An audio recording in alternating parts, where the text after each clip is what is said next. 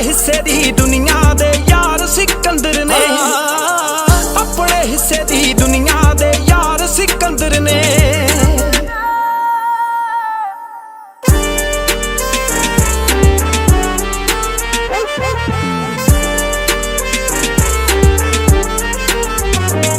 ਉਹ ਸਖਤ ਮਿਹਨਤਾਂ ਕਰਦੇ ਆਏ ਅਸੀਂ, ਅੜਦੇ ਅੜਦੇ ਅੜ ਜਾਣਾ, ਔਖੇ ਸੌਖੇ ਹੁੰਦਿਆਂ ਨੇ ਅਸੀਂ ਦੁਨੀਆ ਨੂੰ ਵੀ ਪੜ ਜਾਣਾ।